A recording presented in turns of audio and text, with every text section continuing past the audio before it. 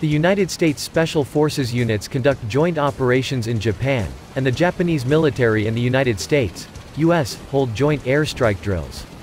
This exercise is a sign of the strengthening of cooperation between the two countries in the military field.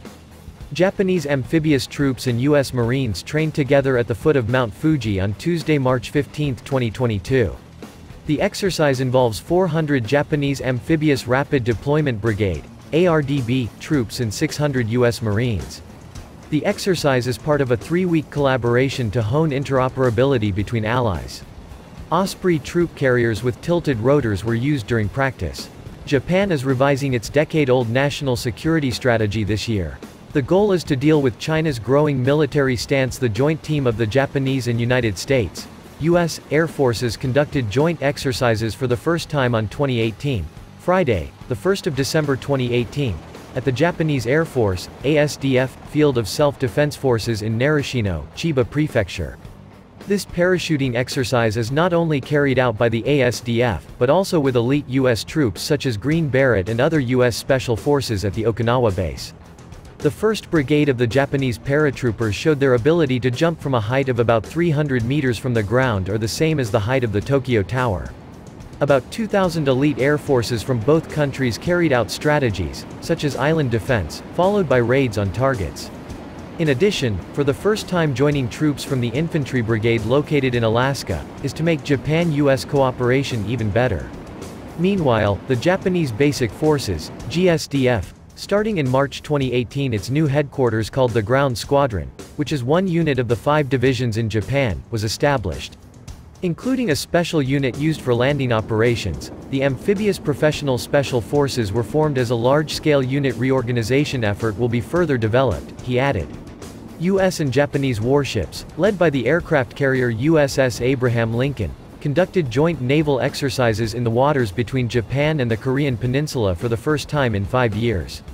The military exercise was held to show the close military alliance of the two countries amid growing speculation that North Korea plans to carry out a missile or nuclear test this week. The U.S. 7th Fleet and the Japan Naval Self-Defense Force said Wednesday that they were conducting joint naval exercises in the Sea of Japan on Tuesday and Wednesday. It is the first time a U.S. aircraft carrier has held exercises in the area since 2017 and is seen as an apparent attempt to deter North Korean provocations. Defense experts have warned that North Korea may launch a missile or even conduct a nuclear test this week as Pyongyang marks the birthday of its founding leader Kim Il-sung. Tensions are also rising in the region ahead of annual joint military exercises between the United States and South Korea. Japan has stepped up joint military exercises with its closest ally, the United States, and regional partners in recent years amid growing concerns over China's increasingly aggressive military actions in regional waters. Japan's Chief Cabinet Secretary Hirokazu Matsuno told reporters that the ongoing joint exercises were aimed at strengthening military cooperation between Japan and the United States, and did not take specific countries into account.